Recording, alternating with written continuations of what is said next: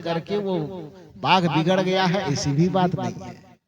बाघ न किसी गलत संगति में आकर के बिगड़ा है और न बैल और गाय किसी सत्संगति में आकर के सुधरा है। यदि बैल और बाघ के स्वभाव में अंतर है, एक स्वभाव से मांसाहारी है, दूसरा स्वभाव से शाकाहारी है, तो प्रकृति के द्वारा वह निर्धारित है। उसमें न तो गिरने की संभावना है न उठने की संभावना है। लेकिन मनुष्य एक ऐसा प्राणी है जिसमें उठने की भी संभावना है और गिरने की भी संभावना है, महान बनने की भी संभावना है और दुरात्मा बनने की भी संभावना है। क्योंकि इसमें गिरने फिसलने की भी संभावना है, इसलिए इस फिसलन से बचाने के लिए हमारे भक्तों को, संतों को मिल करके इस सत्संग का आयोजन बार बार करना पड़ता है कि इतना सजग बना करके मनुष्य को रखा जाए कि उसको भटक करके फिसलने न दिया जाए। इसलिए महापुरुषों को यह पुकार पुकार करके कहना पड़ रहा है कि महापुरुषों की यही है पुकार, हे मानव क्या कर लो, तो अपने जीवन में कर लो सुधार। आपके ही जीवन में सुधार की संभावना है। आप एक ऐसे प्राणी हैं जो अपने जीवन को बिगड़े से बिगड़े स्थिति से पलट करके आप महान बना सकते हैं। सुबह में हमारे पूज्य श्री यतीन्द्र साहब जी बड़े सुंदर सुंदर उदाहरण दे रहे थे। अगली माल का उदाहरण, रत्नाकर का उदाहरण, आम्रपाली का उदाहरण, ये सब तो ऐतिहासिक उदाहरण है, तो जिसके कारण लोगों को समझाने के लिए कहना पड़ता है। नहीं तो हम लोगों से 23 साल साधना मार्ग में गुजरने से हुआ है। 2002 में जब 12 वर्ष की उम्र थी, उस समय में घर छोड़ करके निकले थे, 8वां क्लास में पढ़ते पढ़ते, और सत्संग मंच पर बैठ करके लोगों के बीच में अपनी बात सुनाते सुनाते ये मेरा 23वां वर्ष समाप्त हो रहा है। कितना दिन? 23। इतने दिन के दरमियान में आप कल्पना कीजिए कि कितना रत्नाकर आकर के हम लोगों से मिला होगा, कितना अंगुलीमाल मिला होगा, कितने अमरपाली मिले होंगे, और कितने जुआरी, कितने शराबी, कितने मांसाहारी, कितने लोगों से संपर्क हुआ होगा, और कितने लोग आकर के यहाँ से अपने जीवन को सुधार का फार्मूला लेकर के गए होंगे और अपने जीवन को सुधार के पथ पर लगाए होंगे। इसकी गिनती नहीं की जा सकती, अनगिनत। ये जीवन सुधार का जो केंद्र है वो केवल सत्संग स्थान है। परम पूज्य सदगुरु श्री अभिलाष साहब जी अपने प्रवचनों के दरमियान बारंबार कहा करते थे कि मनुष्य के पास सबसे बड़ी कमजोरी यह है कि वो हर चीज को सुधारने की व्यवस्था तो कर लेता है, लेकिन उसका संस्कार बिगड़ जाए, उसका विचार बिगड़ जाए, उसका व्यवहार बिगड़ जाए, उसकी बुद्धि बिगड़ जाए, तो उसको सुधारने का वह कोई संकल्प नहीं लेता। वरना सुधार तो उसको भी प्रिय है। कैसे? तो पूज्यवर गुरुदेव श्री अभिलाष साहब जी कहा करते थे कि मनुष्य घड़ी पहनता है, घड़ी पहनते पहनते अचानक उस घड़ी में कुछ बिगाड़ आ जाए तो क्या करता है? उसको तोड़ करके फेंक देता है। यहाँ ऐसा विधान है क्या कि घड़ी बिगड़ गई पहनते पहनते तो तोड़ फोड़ करके फेंक देना है? ऐसा किया जाता है? तब क्या करते हैं? उस घड़ी को किसी मैकेनिक के पास ले जाते हैं और उसको ठीक करवाते हैं। कपड़ा खरीद के लाए, पहन रहे हैं, कुछ दिन पहनते पहनते किसी कारण से वह कपड़ा कहीं फट गया, तो क्या करते हैं? उसको फेंक देते हैं। तब सिलाई करने वाले जो कारीगर हैं उसके पास ले जाते हैं और दोबारा उसको सिला देते हैं। सिलाई तो सुधार ही है ना। कपड़ा फट करके बिगड़ गया तो दर्जी के पास जाकर के, सिलाई वाले कारीगर के पास जाकर के उसको ठीक कर दिए। ठीक करना ही तो सुधार कहलाता है। चप्पल जूता पहनते पहनते फट गया, उसको ले जाकर के किसी मोची के पास, किसी कारीगर के पास उसको ठीक करवा दिया। शरीर और स्वास्थ्य में बिगाड़ आ गया, सर्दी आ गई, बुखार लग गया, पेट दर्द हो गया, माथा दर्द हो गया, तो इसको सुधरवाने के लिए हॉस्पिटल मेडिकल जाते हैं कि नहीं जाते हैं? तो आदमी के स्वास्थ्य में बिगाड़ आ जाए तो उसको सुधारने के लिए वह तत्पर रहता है। आदमी के कपड़े बिगड़ जाए, फट जाए, तो उसको सुधारने के लिए वह तत्पर रहता है। आदमी के हाथ में पहनी हुई घड़ी बिगड़ जाए तो उसको सुधारने के लिए वह तत्पर रहता है। कमर का बेल्ट, पैर का जूता बिगड़ जाए, माथे की टोपी बिगड़ जाए, उसको सुधारने के लिए वह तत्पर रहता है। लेकिन दुर्भाग्य की बात है कि मनुष्य का मन यदि बिगड़ता है, बुद्धि बिगड़ती है, तो उसको सुधारने का यह उपाय नहीं ढूंढता है।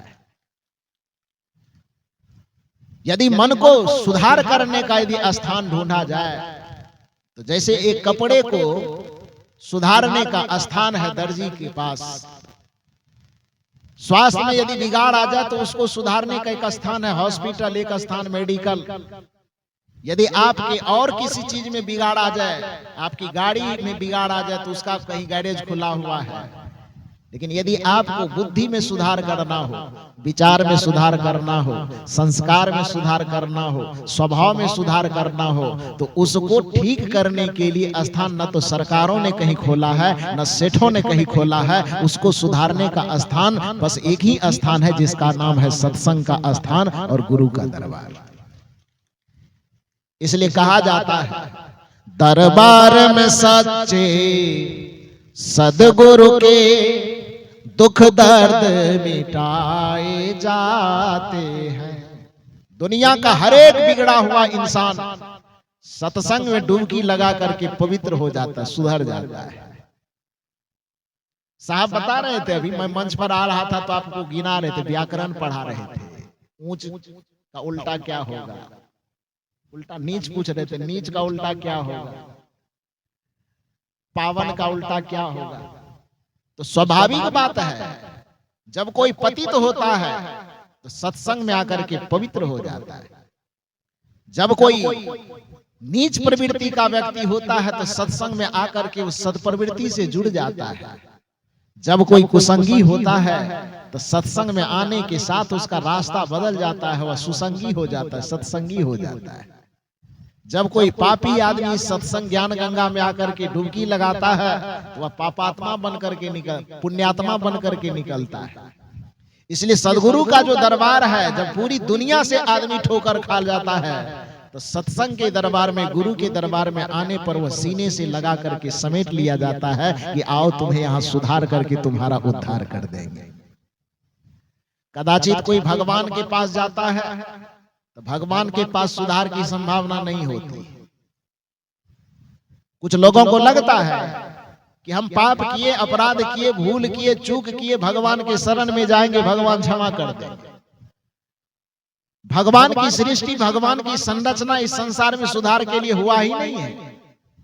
आपको जानना चाहिए, इस बात को समझना चाहिए कि पाप के सुधार के लिए भगवान का अवतरण इस संसार में हुआ ही नहीं है। क्यों? क्योंकि इस पूरे संसार में अवतरण के जो दो कारण बताए गए, अवतरण के दो आधार बताए गए, एक संत का अवतार और एक भगवंत का अवतार बताया गया ना। एक संत का और दूसरा भगवंत का। आपने देखा होगा, जब यूपीएससी कोई क्रैक करता है विद्यार्थी, तो वहां से दो प्रकार की धारा निकलती है, एक आईएएस की धारा, एक आईपीएस की धारा। दोनों का रैंक एक ही है, आईएएस आईपीएस। कोई कलेक्टर बनेगा, कोई एसपी बनेगा, तो दोनों का रैंक बराबर होगा कि अलग अलग होगा? बराबर होगा। लेकिन दोनों का जो कार्य विभाग बंटवारा होगा वो अलग अलग होगा। आईएएस का कार्य विभाग होगा पूरे जिला के विकास कार्य को देखना, और आईपीएस का विभाग क्या होगा? पूरा जिला के प्रशासनिक व्यवस्था को संभालना होगा ना। हमारे बिहार प्रदेश में जब सरपंच और मुखिया का चुनाव होता है, जो आपके छत्तीसगढ़ में भी होने वाला है, तो वहां का विधान है सरपंच प्रशासनिक व्यवस्था को देखता है और मुखिया जो है वो विकास व्यवस्था को देखता है।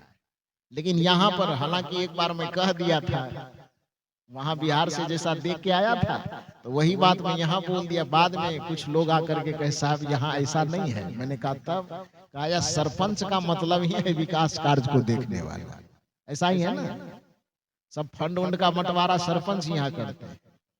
तो यहाँ जो प्रशासन व्यवस्था वाला देखता है, पंचायत वगैरह जो करता है, वो कौन सा पद है? वो पद नहीं होता है, सचिव होता है। नहीं, सचिव तो उसके साथ में सिग्नेचर उसका भी होता है। खैर अलग अलग विधान है, तो उसके उदाहरण को मत समझिए। लेकिन यूपीएससी में आप आईएएस आईपीएस को तो समझ सकते हैं। यदि कोई कलेक्टर है तो उसके जिम्मेदारी कार्य सौंपा जाता है कि पूरे जिले के विकास कार्य को वो देखे। और यदि कोई एसपी है तो रैंक तो उसका वही होगा, लेकिन उसका काम होगा कि वह पूरे जिले के प्रशासनिक व्यवस्था को देखे, न्याय व्यवस्था को देखे, यही न काम है उसका। ठीक उसी प्रकार से इस संसार में सनातन परंपरा में जो अवतरण के दो विधा बनाए गए, वो अवतरण के दो विधा है, एक संत का अवतरण, दूसरा भगवंत का अवतरण। और दोनों अवतरण को अपना अपना कार्य विभाग सौंपा गया। क्या सौंपा गया? संत के अवतरण का हुआ कि संत को कहा कि भाई आपका अवतार इसलिए इस संसार में हो रहा है कि जब जब इस संसार में अधर्म बढ़े, पाप बढ़े, विकार बढ़े, बुराई बढ़े, तो आप इस धरती पर जा जा करके पूरे दुनिया की बुराई का सुधार कर दें, इसलिए संत को इस संसार में भेजा गया। फिर प्रश्न हुआ कि भगवंत तब किस लिए आए भाई? तो कहा जाता है कि भगवंत का अवतरण इसलिए होता है कि जब जब पाप बढ़ जाए, विकार बढ़ जाए, बुराई बढ़ जाए, अवगुण बढ़ जाए, तो भगवंत इस धरातल पर आकर के पापियों का संहार कर देते हैं। अब दो शब्द आपके सामने में आया, सुधार और संहार। सुधार का मतलब क्या होता है? यदि कोई चीज बिगड़ा हुआ है तो बिगड़े हुए चीज को ठीक कर देना, यह सुधार कहलाता है। और संहार का मतलब क्या होता है? यदि कोई चीज बिगड़ गया तो बिगड़े हुए चीज को तोड़ ताड़ करके, मड़ोड़ करके खत्म कर देना, मिटा देना, उसको संहार कहा जाता है। यदि आपको ये सुधार और संहार की परिभाषा समझ में नहीं आती तो एक उदाहरण मैं देता हूं। श्री राम भगवंत के अवतार है। सनातन संस्कृति में मान्यता है कि श्री राम भगवंत के अवतार हैं, श्री कृष्ण भगवंत के अवतार हैं। तो श्री कृष्ण के सामने में एक बिगड़ा हुआ व्यक्ति कंस चला जाता है, तो कंस के जीवन में कृष्ण कोई सुधार करते हैं कि कृष्ण का संहार करते हैं?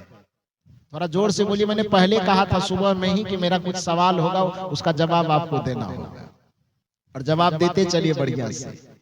ये कृष्ण जी यहाँ पर सनातन परंपरा में भगवंत के अवतार है ना, माने जाते हैं ना।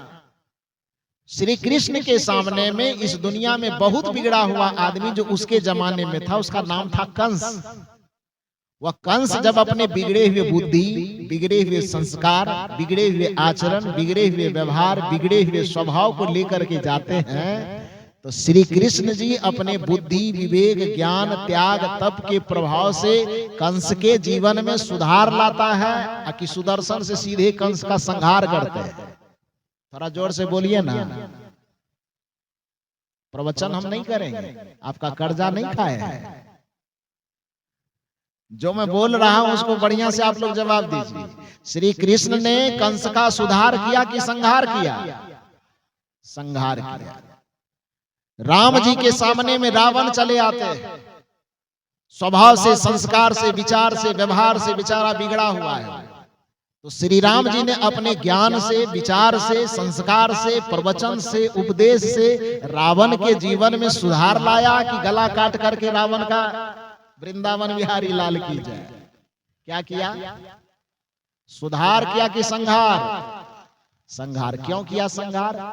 क्योंकि भगवान के पास सुधार का ऑप्शन नहीं है। जो भी भगवान है, हिरण्याकश्यप के पास कौन पहुंच गए?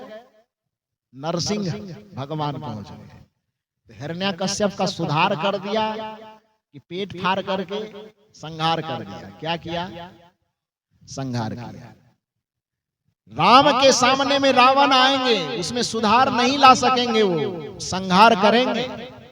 कृष्ण के सामने कंस आएंगे, कंस का सुधार वह नहीं कर सकेंगे, कंस का संहार करेंगे। नरसिंह के पास में हिरण्याकश्यप आएंगे, उसके विचारों में वह सुधार नहीं करेंगे बल्कि उसका संहार करेंगे। और दूसरे तरफ यदि भगवंत का अवतार संहार करता है यानी मार देता है, खत्म ही कर देता है, और दूसरे तरफ यदि संत अवतार के रूप में आते हैं, यदि बुद्ध के सामने में उंगलीमाल जाता है तो बुद्ध ने उंगलीमाल का संहार किया कि सुधार किया? क्या किया? सुधार किया। सप्तऋषि मंडली के पास में यदि रत्नाकर जाता है तो रत्नाकर का संहार होता है कि सुधार होता है? क्या होता है? सुधार होता है। ऑप्शन कौन वाला सही है, सुधार वाला कि संहार वाला? यदि आपके जीवन में कोई बुराई हो, कोई अवगुण हो, कोई पाप हो, कोई विकार हो, कोई भूल हो, कोई चूक हो, कोई बुराई हो, तो आप यह बताइए कि आप अपने जीवन के लिए या अपने लिए कौन सा ऑप्शन चुनेंगे, सुधार वाला कि संहार वाला? तो सुधार के लिए जाना किसके पास चाहिए? संत के पास कि मंदिर के पास? जाते किधर है आप? तो वहां पर क्या होगा? सुधार का ऑप्शन है वहां? वहां सुधार का ऑप्शन नहीं है। भगवंत का अवतार इस संसार में सुधार के लिए नहीं होता, भगवंत का अवतार इस संसार में संहार के लिए होता है। और यदि कदाचित हमारे जीवन में कोई भूल है, कोई चूक है, कोई अपराध है, कोई विकार है, कोई अज्ञानता है, कोई नादानी है, कोई पाप है, तो यदि हम सीधे मंदिर के तरफ दौड़ लगाते हैं और सत्संग की अवहेलना करते हैं, भगवान की मूर्ति के सामने हम जाकर के सर झुकाते हैं, किंतु संत के शरण में आना हम पसंद नहीं करते हैं, तो उस व्यक्ति को याद रखना चाहिए कि भगवान के पास सुधार का कोई ऑप्शन नहीं है, वहां पर सीधे संहार का ऑप्शन है। और संतों और गुरुजनों के पास सुधार का ऑप्शन है। इसलिए यदि अपने जीवन के विकारों का सुधार करना चाहते हैं तो आपको सत्संग से प्रेम करना चाहिए, संत के चरण से प्रेम करना चाहिए, संत के शरण में आना चाहिए। हनुमान जी के मंदिर में एक भक्त पहुंच जाता है और भक्त ने कहा कि भगवान मेरे अंदर बहुत पाप है, बहुत विकार है, आप मेरा सुधार करके उद्धार कीजिए, रिद्धि सिद्धि सब प्रदान कीजिए, अष्ट सिद्धि नवनिधि के दाता आप ही हैं, पूरा कीजिए। ध्यान से सुनिए, यहाँ हनुमान जी को मैं भगवान का प्रतिनिधि बना रहा हूं और हनुमान जी यहाँ फैसला कर रहे हैं। हनुमान जी कहे कि अच्छा एक बात बताओ कि तू सीधे मेरे सामने अष्ट सिद्धि नवनिधि लेने के लिए आ गया है, थोड़ा सा नारियल लेके 1.25 केजी लड्डू लेके, एक बात बताओ कि वहां जो तरी घाट में सत्संग हो रहा था वहां गया था कि नहीं गया था? प्रयागराज से यतीन्द्र साहब आए थे, धमतरी से इधर हरेंद्र साहब आए थे, बिहार से अभय साहब आए थे, हरियाणा से उधर गुलशन साहब आए थे, तो इतने दूर दूर से संत आए थे तरी घाट में, वहां पर संत का दर्शन किया कि नहीं? ये कौन कह रहे हैं? हनुमान जी कह रहे हैं। भक्त ने कहा बड़ा गजब है, आप तो सबसे पावरफुल देवता है, चौराहे चौराहे पर बैठे रह करके पूरे सब की रक्षा करते रहते हैं, तो आपके जैसे पावरफुल बल और बुद्धि के देवता होने के बावजूद भी जब हम आपके शरणागत हैं तो हमको सत्संग में जाने की क्या आवश्यकता है, हमको संत के पास जाने की क्या आवश्यकता है? हनुमान जी ने कहा रे नादान, ये दुनिया, ये संसार, पूरी सृष्टि संविधान से चलता है, जब तक संविधान नहीं बनता तब तक कोई चाहे कितनी मनमानी कर ले, लेकिन जब एक बार संविधान का निर्माण हो जाता है तो संविधान को बनाने वाला भी उस नियम के दायरे में आ जाता है। जब तक मेरे नाम का कोई संविधान न बना होगा तब तक पता नहीं क्या हुआ होगा, वो मैं नहीं जानता, लेकिन जब से मेरे नाम का संविधान बना है मुझे भी उस संविधान के दायरे में जीवन चलाना पड़ता है। जो भक्त गया था मंदिर में थोड़ा अचंभा रह गया, उन्होंने कहा हनुमान जी ये तो पहली बार मैं सुन रहा हूं कि भगवान का भी कोई संविधान होता है। हनुमान जी ने कहा बिल्कुल होता है, राम जी का संविधान रामायण है, कृष्ण जी का संविधान गीता और श्रीमद् भागवत है, कबीर साहब का संविधान बीजक है कि नहीं है, ईसा मसीह का संविधान बाइबिल है, तो हजरत मोहम्मद इस्लाम का संविधान, हजरत मोहम्मद साहब का संविधान कुरान है कि नहीं? सनातन संस्कृति में चलने वाले अपने संविधान वेद को मानते हैं कि नहीं मानते हैं? तो हनुमान जी ने कहा कि सभी संस्कृति में जीने वालों का अपना अपना एक संविधान होता है, धार्मिक विधान होता है, तो तुम मेरे मंदिर में आए हो तो मेरा भी तो कोई संविधान है। भक्त ने कहा मेरा माथा चकरा गया, मैं कुछ समझ नहीं रहा हनुमान जी, आप बताइए आपका कौन सा संविधान है। हनुमान जी ने कहा मेरा संविधान है छोटा सा हनुमान चालीसा। कौन सा संविधान? हनुमान चालीसा, वो मेरा संविधान है। और जब से वह संविधान बना उस संविधान के अनुसार मुझे भी कार्य करना पड़ता है। तो कहा वो संविधान क्या कहता है प्रभु आप समझाइए। हनुमान जी ने कहा कभी पढ़े हो कि नहीं पढ़े? आप लोगों से मैं पूछ रहा हूं, कभी हनुमान चालीसा पढ़े हैं? नहीं पढ़े? पढ़े हैं। कुछ लोग कहते हैं पढ़े हैं, कुछ लोग कह रहे हैं नहीं पढ़े। अच्छा पढ़े नहीं तो कम से कम चौक चौराहे पर लाउड स्पीकर में जब बजता है हनुमान चालीसा तो सुने हैं कि नहीं सुने हैं? सुने हैं। कुछ पंक्ति तो याद होगी। 40 चौपाई की होती है वो, इसलिए तो उसको चालीसा कहा जाता है। पूरे कभी याद हो कि ना हो, लेकिन उसकी पहली पंक्ति आपने सुना है उसको? कभी उस पर विचार किए हैं? यदि उस पहली पंक्ति को सुने होते बढ़िया से और उस पर विचार कर लिए होते तो फिर संत और गुरुजनों की अवहेलना करने की आवश्यकता नहीं पड़ती। चाहे कितना भी मंदिर जाते रहते फिर भी सत्संग से आपको प्रेम रहता है। और यदि आपने उस पर सुन करके विचार नहीं किया तो आज मैं सुना रहा हूं, इसको बढ़िया से सुनिए। हनुमान जी ने कहा कि मेरे संविधान को कभी नहीं पढ़े हो। भक्त ने कहा पढ़े हैं लेकिन ध्यान नहीं दिए आप कहना क्या चाहते हैं। हनुमान जी ने कहा मेरे संविधान की पहली पंक्ति सुनो। श्री गुरु चरण सरोज रज निज मन मुकुर सुधार वरनौ रघुवर विमल जसो जो दायकु फल चार बुद्धिहीन तनु जानिके सुमिरो पवन कुमार बल बुद्धि विद्या देहु मोहि हरहु कलेश विकार। यह हनुमान चालीसा की पंक्ति है कि नहीं? इसको किसी कबीरपंथी ने लिखा है?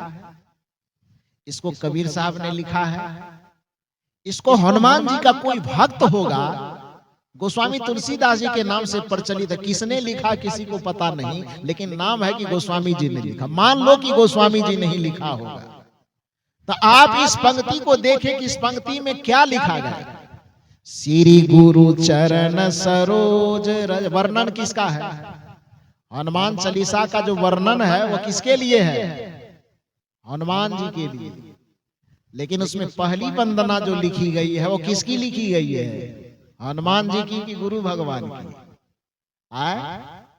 और हम शनिवार शनिवार हनुमान जी के मंदिर पहुंच जाते हैं, धो सत्संग से हमको क्या लेना देना है। हनुमान जी के भक्त ये है, भूत पिशाच निकट नहीं आवे, महावीर जब नाम सुनावे। ये महात्मा लोगों को कौन गिनता है? क्यों जाए? जिस हनुमान जी का नाम लेने के कारण आप कहते हैं कि सत्संग और संत की क्या आवश्यकता है, वो हनुमान जी आपको सिखा रहे हैं कि मेरे दरबार में आने से पहले तुमको कहां जाके डुबकी लगाना चाहिए? श्री गुरु चरण सरोज रज, श्री सदगुरु के चरण कमल में पहुंच करके सदगुरु के चरण से, मुख से, वाणी से जो गंगा ज्ञान की गंगा प्रवाहित होती है, पहले जाकर के वहां डुबकी लगा लो तो तुम्हें पता चलेगा कि असली मंदिर कौन है और असली भगवान कौन है। किस मंदिर में हमें जाना चाहिए और किस भगवान की पूजा करनी चाहिए, ये अपने आप पता चल जाएगा। इसलिए कहा जा रहा है कि मंदिर आने से हनुमान जी अपने भक्त को कह रहे हैं कि मंदिर तू आ गया, हमसे अष्ट सिद्धि और नवनिधि मांग रहा है, लेकिन इतना बात याद रख कि सत्संग और संत की अवहेलना करने वाले किसी भी भक्त को, किसी भी व्यक्ति को कोई भगवान चाह करके भी आशीर्वाद नहीं दे सकता। जो संत की अवहेलना करता है, जो सत्संग की अवहेलना करता है, जो धर्म ज्ञान और भक्ति से प्रवाहित इस ज्ञान गंगा की अवहेलना करता है, तो पूरी दुनिया की किसी भी देवता में यह सामर्थ्य नहीं है कि उस भक्त का उद्धार कर दे, उस भक्त का कल्याण कर दे। इसलिए किस मंदिर से आप आस्था रखते हो, आपके आस्था को धन्यवाद है। किस भगवान से आप आस्था रखते हो, अपने जगह पर आप आस्था रखे रहो। किस मंदिर में जाकर के आप सर झुका रहे हो, अपने जगह झुकाते रहो, लेकिन इतना ध्यान रखो कि अपने हृदय में, अपने मन में, अपने बुद्धि और विचार में संत के प्रति श्रद्धा और आस्था को गहरा करो। सत्संग के प्रति आस्था को डवाडोल न होने दो, बल्कि सत्संग के प्रति अपना इतना आस्था बनाओ, और सत्संग में जाते जाते जाते जाते आपको पता चल जाएगा कि हमारा असली भगवान क्या है, भगवान का असली स्वरूप क्या है। और जब भगवान के असली स्वरूप को समझ जाएंगे, भक्ति के असली स्वरूप को समझ जाएंगे, ईश्वर के असली स्वरूप को समझ जाएंगे, और ईश्वर की पूजा विधान को असली रूप में जान जाएंगे, तो फिर आपको बाहर भटकने की आवश्यकता नहीं पड़ेगी। आपका तन ही आपके लिए मंदिर हो जाएगा, और इस तन रूपी मंदिर में बैठा हुआ आत्मा ही आपके लिए भगवान, परमात्मा और ईश्वर हो जाएगा। लेकिन पहले सत्संग में आइए। तो हनुमान जी कहते हैं कि अपने जीवन का सुधार करना, मैं यही कह रहा हूं कि भगवान सुधार के लिए नहीं होता है। भगवान यदि सुधार के लिए होता तो हनुमान जी कह रहे हैं कि श्री गुरु चरण सरोज रज, श्री गुरुदेव के चरण रज को जाकर के स्पर्श करो, यानी उसके शरणागत हो जाओ। भक्त ने पूछा उनके पास जाने की क्या जरूरत है, हम तो आपसे नाता जोड़े हैं। हनुमान जी कहते निज मन मुकुर, संहार की सुधार, थोड़ा जोर से बोलिए, निज मन मुकुर सुधार। श्री गुरुदेव के चरण में जाकर के शरणागत हो जाओ। प्रश्न हुआ क्यों? हनुमान जी कहते निज, निज मन अपना, मन समझ रहे हैं ना, निज मन मुकुर, मुकुर का मतलब क्या होता है? मुकुर का मतलब होता दर्पण, आईना। मन रूपी आईने को सुधारने के लिए कहा, क्योंकि मन रूपी आईने में ही उस भगवान का साक्षात्कार होगा। इसलिए कबीर साहब ने कहा कि परमात्मा आपके घट में दर्शेंगे, उसके लिए मन रूपी दर्शन का, दर्पण का साफ होना आवश्यक है। कबीर साहब का एक पद है ना, गुरु से कर ले मेल गवारा का, सोचत बारंबार। इस पद में एक कड़ी आती है, जो दर्शन को दिल चाहिए, तब दर्पण मांजत रहिए। यदि अपने भीतर में बैठे उस परम सत्य का, उस रमैया राम का दर्शन करना चाहते हो, तो अपने चित्त रूपी, मन रूपी दर्पण को क्या करते रहो? मांजते रहो। जो दर्शन को दिल चाहिए, तब दर्पण मांजत रहिए। क्यों मांजना है? क्योंकि जब दर्पण में लागी काई, तब दरस कहां से पाई।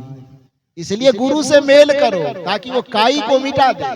गुरु से कर ले मेल गवारा का, सोचत बारंबार। गुरु से मेल करो ताकि मन और चित्त रूपी दर्पण पर जो अनादि काल से लगे हुए विकारों का मैल है, गुरु के शरण में जाने से वह छूट जाएगा। जिस दिन यह मन आपका दर्पण की तरह चमकना शुरू हो जाएगा, कबीर साहब का यह दावा है कि कबीरा मन निर्मल भया जैसे गंगा नीर, तो फिर किसी भगवान को खोजने की आवश्यकता नहीं पड़ेगी, बल्कि दुनिया के सभी देवी देवता और भगवान पीछे पीछे हरि फिरे। कहत कबीर कबीर साहब कहते हैं उस भक्त के पीछे पीछे दुनिया के सारे भगवान घूमते हैं, जिस भक्त का मन एकदम दर्पण की भांति निर्मल हो जाता है, गंगा की भांति पवित्र हो जाता है। कबीरा मन निर्मल भया जैसे गंगा नीर, तो पीछे पीछे हरि फिरे। कहत कबीर कबीर। ये मन को दर्पण की भांति चमकाने के लिए संत महापुरुष तो कहते ही हैं। कदाचित सोचिए हमारे दुनिया का संस्कृति कितना सभ्य रहा होगा। कुछ समय में जो फिल्म बनाने वाले, फिल्म के लोग भी कहते हैं कि भैया यदि जीवन में अपने भीतर में आत्मा परमात्मा का साक्षात्कार करना हो तो मन रूपी दर्पण को धोते रहना। वेद में तो एक कहता है, कहा ही जाता है, वेद में भी ऋचा आई है, उपनिषद में ऋचा आई है कि अंतः शरीरे ज्योतिर्मयो ही शुभ्रो यंग पश्यन्ति यत्यः क्षीण दोषः, कि अंतः शरीर के अंतःपुर में ही वह परमात्मा निवास करते हैं, लेकिन उसको वही देख सकता है यत्यः क्षीण दोषः, जिसके चित्त पर से समस्त दोष का आवरण उतर चुका हो, विकार का आवरण उतर चुका हो, वही अपने घट में उस परमात्मा का दर्शन अनुभव कर पाए। यह बात कबीर साहब कह रहे हैं, यह बात और महापुरुष कह रहे हैं, लेकिन हमारे भारतीय संस्कृति का एक कितना परंपरा प्रगाढ़ रहा होगा, कितना धनी रहा होगा कि एक जमाने में फिल्म बनाने वाले, फिल्म दुनिया के लोग, हालांकि फिल्म का काम अलग है, उसका विभाग, विषय, भोग, राग, रंग, दुनिया, ये सब चित्रित करना है, लेकिन सोचिए कि कितना उद्गार रहा होगा वो फिल्म बनाने वालों के अंदर, कि फिल्म के गाना में भी इस चीज को पिरोया है। वो गाना शायद आप लोगों को याद हो, मैं गुनगुनाऊं तो आपको याद हो जाए। तोरा मन दर्पण कहलाए, सुने इसको, गाना समझ के सुने कि भजन समझ कर? क्या समझ करके सुने हैं? भजन समझ कर। हम भी बहुत दिन तक भजन ही समझते रहे, बाद में पता चला ये तो फिल्म का गाना है। तोरा मन दर्पण कहलाए, भले बुरे सारे कर्मों को, भले बुरे सारे कर्मों को देखे और दिखावे, तोरा मन दर्पण कहलावे। और यदि यह मन सचमुच में दर्पण की भांति चमकने लगे तो फिर होगा क्या? मन ही देवता, मन ही ईश्वर, मन से बड़ा न को।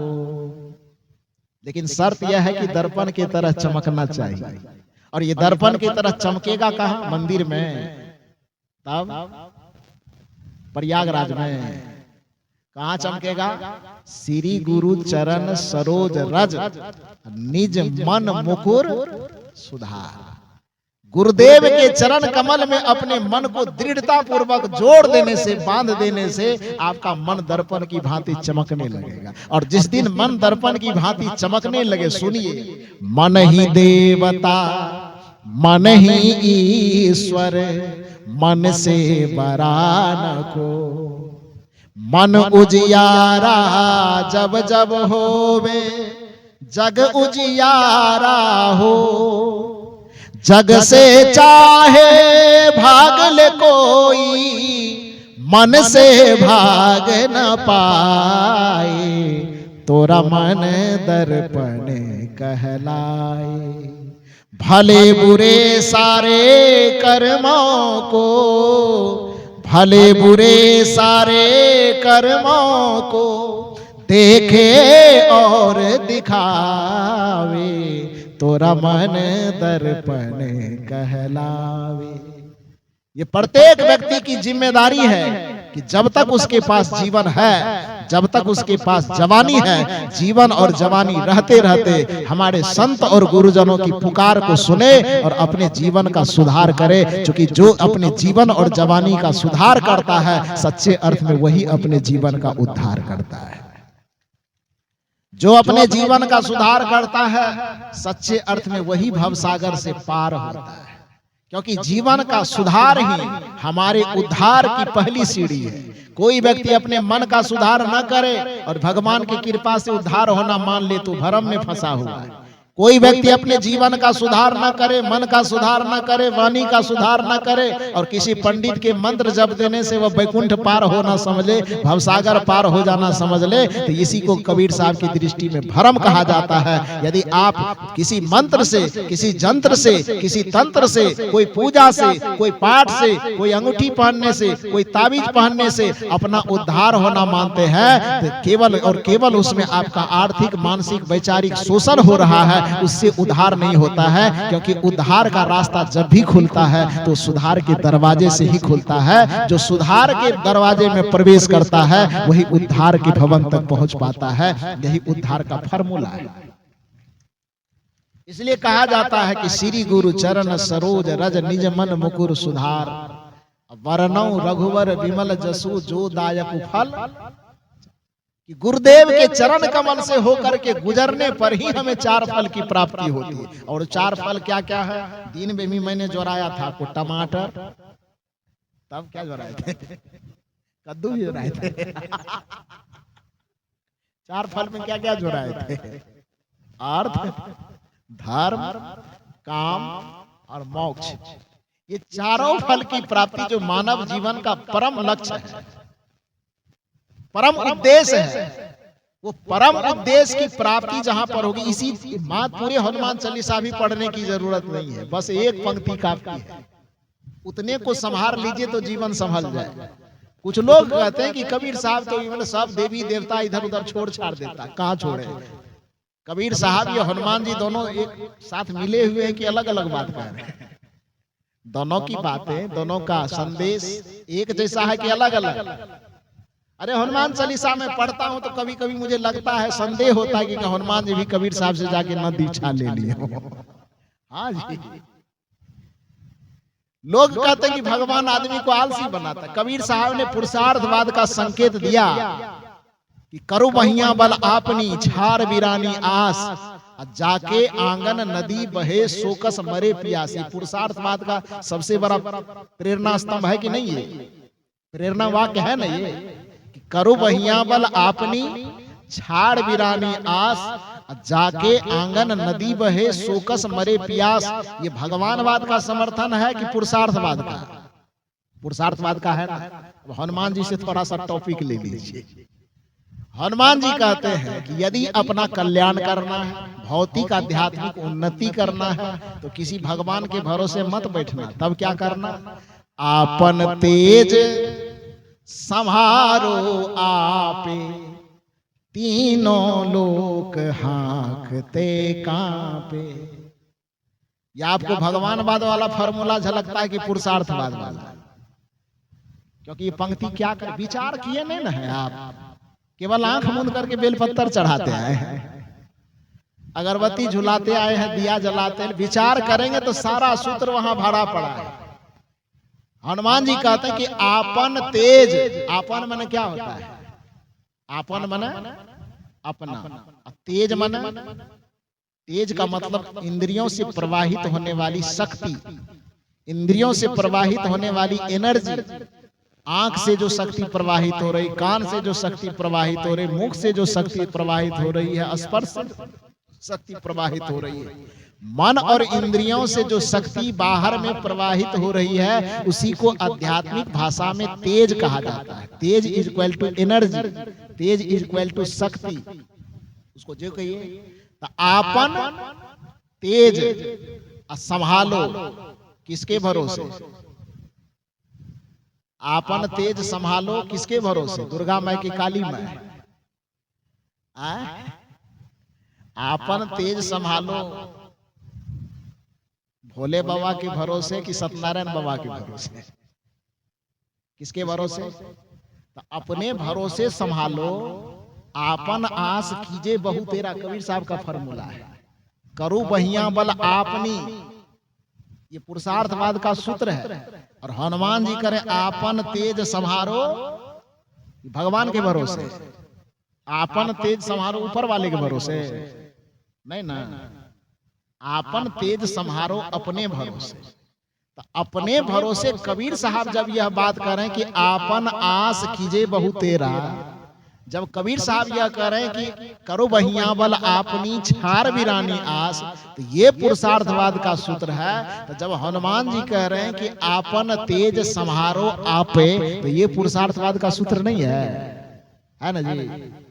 और अपने तेज को अपने भरोसे यदि संभाल लोगे, अपने वाणी को अपने भरोसे आप संभाल लोगे, अपने मन और इंद्रियों को किसी भगवान के हवाले नहीं करोगे, अपने पाप और पुण्य की वृत्ति को किसी भगवान के हवाले न करके, जिस दिन यह समझ लोगे कि हमारे ही हाथ में हमारा पाप छिपा हुआ है, हमारे ही कर्म में हमारा पुण्य छिपा हुआ है, जिस दिन उस कर्म की धारणा को समझ करके और अपने कर्म, वाणी, मन और इंद्रियों को अपने आप से संभालना शुरू कर दोगे, हनुमान जी कहते उसी दिन से तीनों लोग हाँकते कांपे। तुम्हारे एक इशारा से तीनों लोग कांपना शुरू हो जाएगा, थरथराना शुरू कर देगा। आपन तेज संहारो आपे, ऐसा नहीं लग रहा है कि कहीं हम गलत अर्थ कर रहे हैं, गलत अर्थ की कहीं गुंजाइश नहीं है इसमें, स्पष्ट है। आपन तेज संहारो आपे, मतलब अपने तेज को, अपने शक्ति को, अपने मन को, अपने इंद्रियों को संभालो। किसके मार्फत से? अपने मार्फत से, भगवान के मार्फत से नहीं। कमजोर आदमी होता है जो ऊपर इशारा करता है, जाने ऊपर वाला। बिहार में एक कहानी कहते हैं, आप इजाजत दे तो हम कह दो, कहानी सुना दो। कहा जाता है कि एक बार एक गांव में नाच की व्यवस्था हुई। नाच समझते हैं ना, नाच तमाशा रात में लोग उधर करते हैं, इधर भी शायद होता है। तो एक गांव में 2 4 5 10 चोरों की गुट बैठी, जमात, चोरी करने वाला।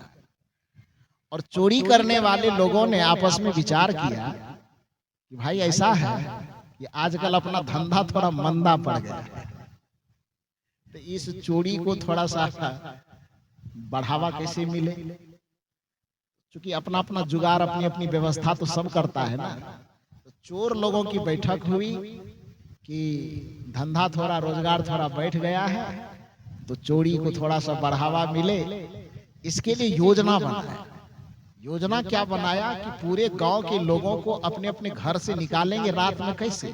कोई उपाय तो करना होगा। तो कुछ लोगों ने कहा ऐसा करेंगे, सत्संग कर देते हैं। धो, सत्संग सुनने लोग थोड़े जाएगा। तब और कुछ कर देते। कहा ऐसा है कि पूरे गांव के लोग अपना अपना घर बिस्तर छोड़ करके ठंडी गर्मी का परवाह किए बगैर एक ही चीज में शामिल हो सकता है, वो है कोई नाच कर दो। तब पूरे गांव के लोग अपना रजाई फेंक करके वहां पर पहुंच जाएंगे। ये परवाह नहीं करेंगे घर में कोई काम बिगड़ रहा है, कि नींद बिगड़ रही, कि ठंडी लग रही, कि क्या लग रही, इसकी परवाह नहीं करेंगे। सत्संग करोगे तो भले कहेगा कोई आदमी जानना चाहिए, हमको पूछा थोड़े है, हम क्यों जाए। नाच में ये सवाल नहीं करता है कि हमको पूछा नहीं है। तो चोरों ने आपस में विचार किया कि सत्संग करोगे तो पूरे गांव के लोग अपना अपना घर छोड़ करके जमा नहीं होंगे, बस एक चीज में जमा हो सकता है, उस चीज का नाम है नाच। तो रात में नाच कर देना। पूरे घर के जितने लोग, पूरे गांव के जितने लोग होंगे, सब रात में 9-10 बजे के बाद इकट्ठा हो जाएंगे। जहां नाच होगा वहां गांव हो जाएगा पूरा खाली। उसके बाद मिला हुआ था नाच पार्टी से चोर सब जी। इधर नाच देखने में जब सब व्यस्त हो जाएंगे, तब इधर से 10 ठो मिल करके जाएंगे और गांव में जिसके घर में देखेंगे कि बढ़िया बढ़िया सामान है, उसके घर में चोरी कर लेंगे। ऐसा ही हुआ। योजना के तहत 8-9 बजे रात से नाच की शुरुआत हुई। नाच देखने के लिए पूरे गांव के लोग, बच्चे बूढ़े जवान जितने थे, पूरे गांव के लोग उस नाच के सामने जमा हो गए। चोरों ने देखा कि अब गांव पूरा सुनसान पड़ गया है, गांव में कोई होगा नहीं। बस वह चोर जिस घर को अपना बनाया था निशाना कि उस घर में चोरी करना है, उस घर में जाकर के वो चोरी के लिए पीछे से प्रवेश किया। और जब पीछे प्रवेश करता है तो घर में चोरी के जितने सामान उसको लेना था, सब सामान ले लिया। संजोग से उसमें 2-4 चोर ऐसा आया था कि बेचारा रात में शायद शाम में भूखे पेट आया था, भोजन नहीं किया था। उस सामान सब इकट्ठा करते करते, खोजते खोजते, बांधते बांधते भूख बड़ी जोर की लग गई। तो उसमें से चोर कहता है, भाई ऐसा है कि सामान तो अब चुरा लिए ही हैं, थोड़ी भूख लग गई है, थोड़ा कुछ खा लेते हैं और उसके बाद सामान लेके जाएंगे तो रास्ते में सामान ढो नहीं पाएंगे, भूखे पेट अपना चलना मुश्किल है, ये सामान कैसे ले जाए।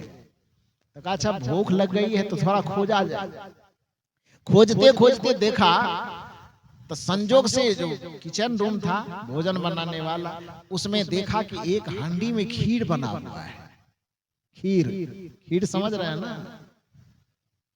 क्यों नहीं समझे, भारत के लोग हैं तो वो खीर, हांडी में खीर बनी हुई थी। तो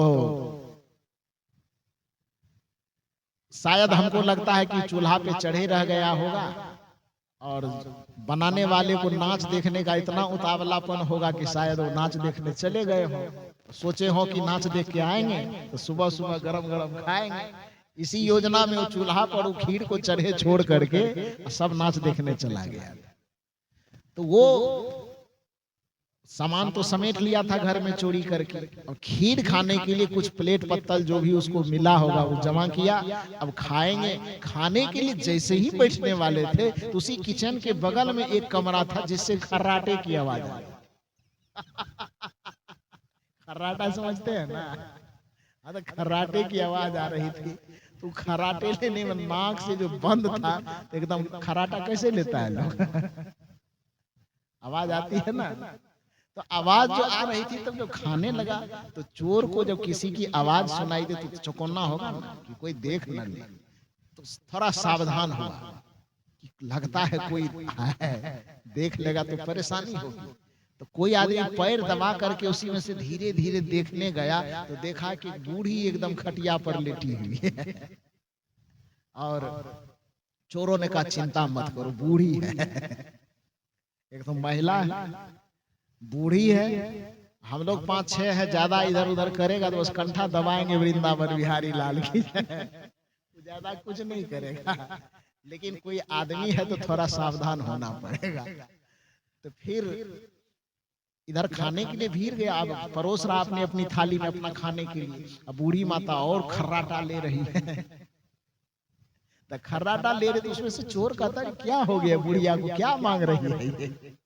उसी में से एक चोर कहता लगता है खीर बनाया था, सब लोग खा लिया, इस बूढ़ी को खाने नहीं दिया होगा इसीलिए सपने में खीर मांग रही है।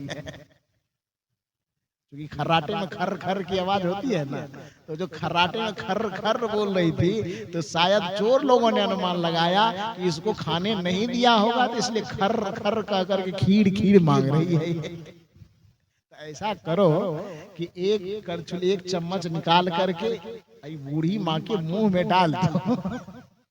नहीं डालोगे कदाचित तो उसके हिस्से में यदि खीर खा लिया पेट दर्द उठेगा, कोई बीमारी धर लेगी, तो इस वजह से पहले उसको खिला दो तब खाएगा। तो कोई बात नहीं। उस चोर क्या किया, अभी तक तो टेस्ट किया नहीं था, उस चम्मच से एकदम हंडी में से उठाया, थोड़ा हाथ से छू के देखता तो पता चलता कि गरम है कि नरम है कि क्या है, लेकिन देखा नहीं, हड़बड़ी में था, एकदम हंडी में चम्मच दिया, एक चम्मच निकाला, अब बूढ़ी मैया जो मुंह खोल करके खराटा मार रही थी, उस चम्मच भरा हुआ खीर उसके मुंह में जाकर के डाल दिया। जब खीर उसके मुंह में डाला बूढ़ी मैया चिल्ला करके उठी। जो भी उसको माँ बाप जो पुकारना हो एकदम बेतहासा होकर के पुकारना शुरू की। गरम गरम पूरा मुंह जो पक गया था, इतनी जोर से चिल्लाई, इतनी जोर से आवाज लगाई कि कोई एक आध आदमी सड़क पे जा रहा होगा नाच ही देखने, वो सुन लिया, हल्ला किया, बस नाच देखना छोड़ करके बहुत सारे आदमी दौड़े दौड़े उधर से।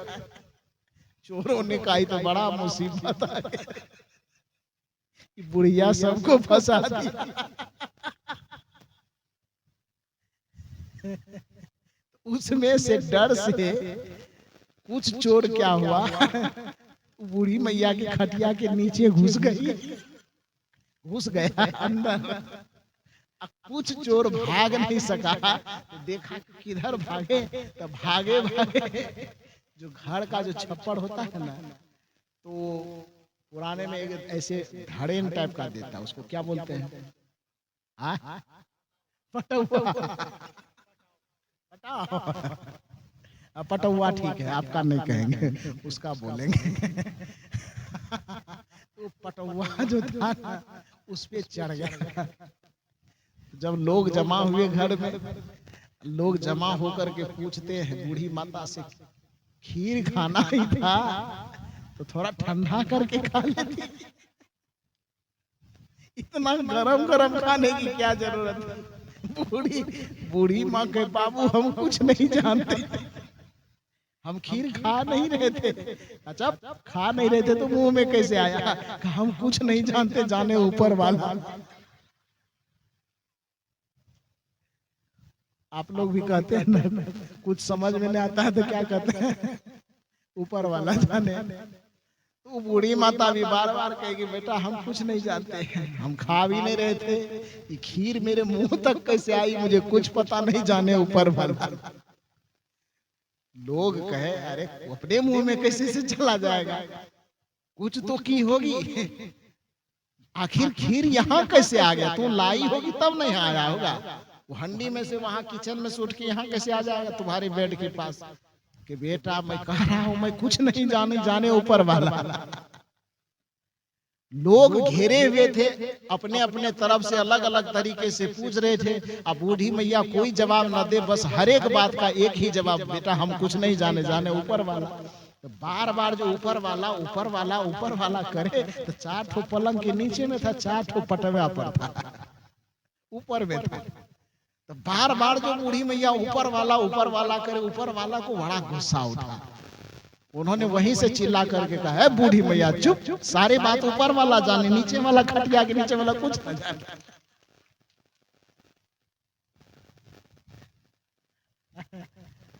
सारा दोष ऊपर वाले को लगा रही है, हम अकेले थोड़े हैं, 4 ठो तुम्हारे खटिया के नीचे।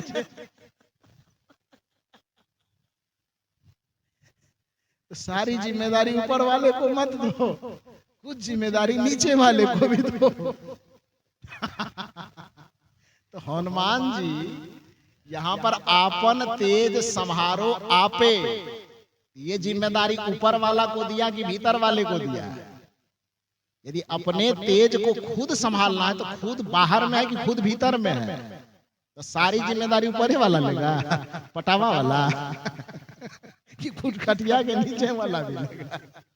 आपन तेज संहारो आपे, तीनों लोक हाँकते कांपे। जिस दिन हम भाग के ऊपर में कोई जिम्मेदारी नहीं थोपेंगे, भगवान के ऊपर कोई जिम्मेदारी नहीं थोपेंगे, ऊपर वाले के ऊपर कोई जिम्मेदारी नहीं थोपेंगे, बल्कि हनुमान जी के अनुसार आपन तेज संहारो आपे को समझ लेंगे। कबीर साहब की भाषा में आपन आस कीजिए बहु तेरा के भाव को समझ लेंगे। करो बहिया बल आपनी छार बिड़ानी आस के भाव को समझ लेंगे। उस दिन अपने सुधार की और उद्धार की जिम्मेदारी दूसरे के माथे पर न फेंक करके अपनी जिम्मेदारी पर उस सुधार को ले आएंगे। और जो संत महापुरुष सत्संग मंच लगा करके गली गली में दुनिया वालों को बताते फिरते हैं कि संत महापुरुष कह रहे हैं पुकार, हे मानव अपने जीवन का कर लो सुधार, अपने जीवन का सुधार करो तभी आपका उद्धार संभव है। क्योंकि मानव जीवन आप पाए हो, आप सुधार की भूमिका पर हो। कदाचित मनुष्य जीवन से हट करके पशु पक्षी की श्रेणी में चले गए तो वहां सुधार की कोई गुंजाइश नहीं है। एक उदाहरण से मैंने समझाया कि एक छोटा सा बच्चा जब पढ़ने के लिए विद्यालय में प्रवेश करता है तो उसके हाथ में पेंसिल थमाई जाती है, और उसके बाद वही बच्चा जब 2, 4, 5 साल विद्यालय में पढ़ लेता है उसके हाथ से पेंसिल ले ली जाती है और हाथ में कलम थमा दी जाती है। बच्चा वही है, लेकिन उसके साथ 2 तरह का व्यवहार हुआ। क्यों? जब तक वह बच्चा नादान था, नासमझ था, तब तक उसके हाथ में पेंसिल दी गई और एक हाथ में उसको मिटाने वाला रबड़ दिया गया। क्यों दिया गया? क्योंकि उस बच्चे के साथ यह उसका मनोवैज्ञानिक तथ्य यही है कि उस बच्चे से यह कहा गया कि अभी तुम नादान हो, इसलिए तुम्हारी गलती को मिटाई जा सकती है, ये संभावना के साथ में तुम्हें पढ़ने दे रहा हूं। लेकिन बाद में जब वही बच्चा समझदार हो जाता है, उसके हाथ से मिटाने वाला रबड़ छीन लिया जाता है, उसके हाथ से पेंसिल हटा दी जाती है, उसके हाथ में कलम थमा दी जाती है, जिसका भाव यह होता है कि अब तुम जिम्मेदारी के साथ लिखना, क्योंकि अब तुम्हारी गलती को मिटाया नहीं जा सकता। तो उसी तरह से हम जो पशु पक्षी की योनि में जब चले जाते हैं तो वहां हमारी भूल को मिटाने का, भूल को सुधारने का कोई मौका नहीं होता है। लेकिन जब हम मानव जीवन में होते हैं, यहाँ पर बड़ी से बड़ी गलती को, बड़ी से बड़ी भूल को सुधारने का अवसर है। और सुधारने का जो स्थान है, जैसा कि मैंने कहा कि घड़ी बिगड़ जाए तो उसको सुधारने का कोई स्थान निर्धारित है, जूता चप्पल बिगड़ जाए तो उसको सुधारने का कोई स्थान है, यदि तन पर पहना हुआ कपड़ा फट जाए तो उसको सुधारने का स्थान है। उसी तरह से बुद्धि, विवेक, विचार, व्यवहार, संस्कार, स्वभाव यदि बिगड़ जाए, चित्त बिगड़ जाए, मन बिगड़ जाए, तो उसको सुधारने का जो स्थान है, उस सुधारने के स्थान का ही नाम है सत्संग का स्थान, और सुधारने वाले का नाम ही है संत और गुरु। तो आप संत और गुरु के चरण में पहुंचकर अपने जीवन का सुधार कर लीजिए। जो आह्वान हमारे परम पूज्य संत श्री हरेंद्र साहब ने किया कि सभी महापुरुष संतों की यही है पुकार कि हे मानव, इस सत्संग में आकर के अपना क्या कर लो, सुधार कर लो। बस इतना ही निवेदन करके